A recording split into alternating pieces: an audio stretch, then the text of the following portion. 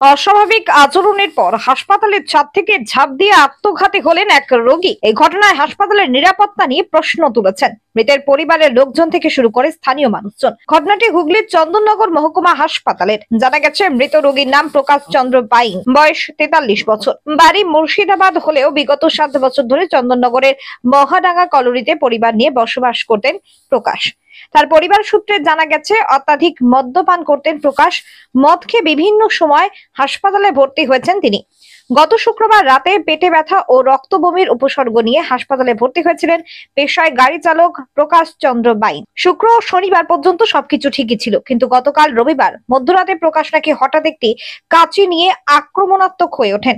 হাতে কাঁচি নিয়ে নার্স এবং অন্যান্য রোগীদের আক্রমণ করতে উদ্যত হয় এবং সেই পর্যায়ে নার্সিং স্টাফেদের রুমের ভেতরে সিঁড়ি বেয়ে সোজা ছাদে উঠে যান প্রকাশ এবং কোনো কিছু বুঝে ওঠার আগেই প্রকাশ নাকি সেই ছাদ থেকে নিচে ঝাঁপ দিয়ে দেন।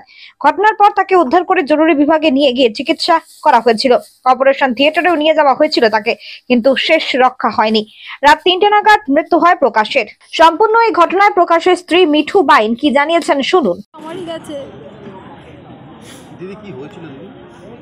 আর কি হবে, ছাদ থেকে পড়ে গেছে। হঠাৎ আমাকে ফোন করে বলে আপনি তাড়াতাড়ি আসুন বাড়িতে, এইখানে হসপিটালে, বাড়ির থেকে এখানে আসুন। আমি বলছি আমার বাড়িতে কেমন ব্যাটা ছেলেই নেই, আমি করে যাব। বলছে আপনি মেয়ে ছেলেতে কী হয়েছে, আপনি নিজেই আসুন, আপনার বাড়ির গার্জেন কোনো দরকার নেই, আপনি চলে আসুন। কখন ফোন করেছিল? রাত্রিরে। কত রাতে তাও? তাও কটা হবে, 12টা হবে, এরকম হবে তখন। আমার কিছু হাসপাতালে এরকম একটা অবস্থা, এরপরে যারা রোগীরা আসবে তারা তো ভর্তি হতে ভয় পাবে।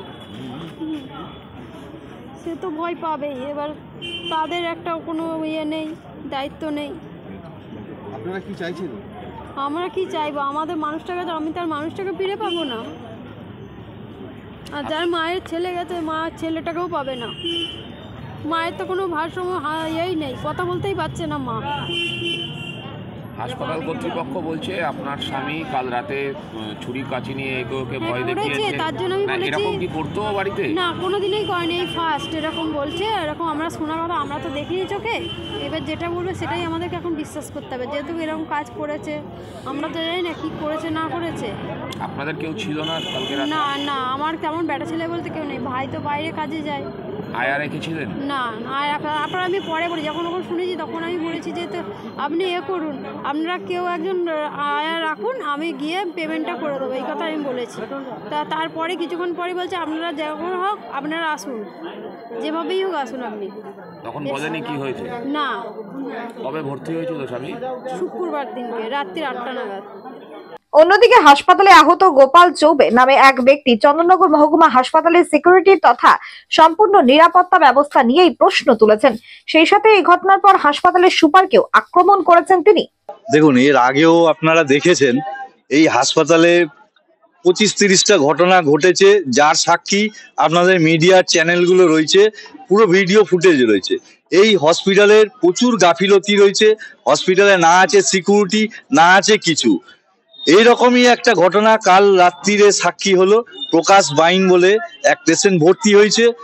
সে মানে নিজের রোগের ইয়ে সামলাতে না পেরে দৌড়াদৌড়ি করে গিয়ে সুসাইড করার চেষ্টা করে, কিন্তু আজ যদি সিকিউরিটি থাকতো তাহলে হয়তো এইরকম ধরনের ঘটনা ঘটতো না। এর আগেও বহু ঘটনা ঘটেছে, যেটা হসপিটালকেই আমি দোষী করব। আমাদের মাননীয় বিধায়ক বলছেন সুপার স্পেশালিটি হাসপাতাল, কিন্তু সুপার স্পেশালিটি হাসপাতালের সুপার বলে কিছু নেই, কেন কোনো সিকিউরিটি নেই। এই সিকিউরিটির কথাটা এসে যাচ্ছে বারবার করে, আগে কি করে বলবো। এবার সেটাই তো দেখার কথা, সেটাই তো হসপিটালের গাফিলতি। আজ একটা পেশেন্ট ভর্তি রয়েছে, সে বেড থেকে পালিয়ে গিয়ে সুসাইড করার চেষ্টা করছে, সিকিউরিটি কই? আজ পেশেন্টকে দেখা যাচ্ছে কোনো পেশেন্ট হসপিটালে বাইরে বেরিয়ে যাচ্ছে। আজকে পেশেন্টের বাড়ির লোক হসপিটালে ভর্তি করে চিকিৎসার জন্য, হসপিটালের সিকিউরিটি দরকার। সরকারি হাসপাতাল, কোনো সিকিউরিটি নেই। এই সিকিউরিটির অভাবে কালকে প্রাণ হারালো এক রোগী। ক্ষুব্ধ মানুষরা হাসপাতালের সুপারকে আক্রমণ করলেও এই ঘটনায় হাসপাতালের সুপার সন্ত ঘোষ কি জানিয়েছেন শুনুন। যেটা হয় যে অ্যালকোহল উইথড্রয়াল সিনড্রোম একটা হয়, যখন আর পেটে যখন মদ পড়ে না তখন এরকম হয়। পেশেন্টটা হঠাৎ করে ওই খুব ভায়োলেন্ট হয়ে উঠেছিল, ওয়ার্ড থেকে ছুটে ওই বেরিয়ে এসছে, যেটা শুনেছি এখন আমি তো জানি না। এবারে ছুটে এসে ওই ওই টেবিলে থাকে না কাঁচি টাচি দিয়ে কাটে না, ওইটা দিয়ে দু একটা পেশেন্টে এরকম বিছানা মানে ভয় দেখিয়ে ফুটো করে দিয়ে যায়। তারপরে দৌড় মেরে পালিয়েছে। এখন শুনছি যে এখন ইয়ে থেকে লাভ দিয়েছে, কোথা থেকে লাভ দিয়েছে আমি দেখতে পাচ্ছি না, পেছন থেকে হয়তো লাভ দিয়েছে, পড়েছে এখানে, পড়ে তারপরে মৃত্যু হয়েছে তার। না, তারপরে পেশেন্টটাকে তখন ইয়ে আমাদের যে গ্রুপ দিয়ে আছে ধরে নিয়ে গেছে। আমাদের যখন পেশেন্টটা তখন বেঁচে ছিল, এমার্জেন্সিতে নিয়ে যাওয়ার পরে ওটিতে নিয়ে গিয়ে ওকে চিকিৎসা করানো হয়েছে। সকাল 3টা নাগাদ, 3টে সাড়ে 3টে নাগাদ মারা গেছে। ঘটনাটা কখন ঘটেছে? ঘটনাটা মনে হচ্ছে 1টা না 1টা 1:30। কতদিন আগে ভর্তি হয়েছে? 3 দিন আগে। 3 দিন আগে ভর্তি হয়েছে। পেশেন্ট কোথাকার কিছু জানা গেছে? পেশেন্টের সম্ভবত মুর্শিদাবাদের। মানে এখানে কি করতে এসেছিল কিছু জানা? এখানে হয়তো এইখানে কোনো রিলেটিভের বাড়িতে এসেছে। স্বাস্থ্যসাথী মান্যতাপ্রাপ্ত মাল্টি স্পেশালিস্ট ও রোগী পরিষেবার বিশ্বস্ত প্রতিষ্ঠান দেবনাথ হসপিটাল।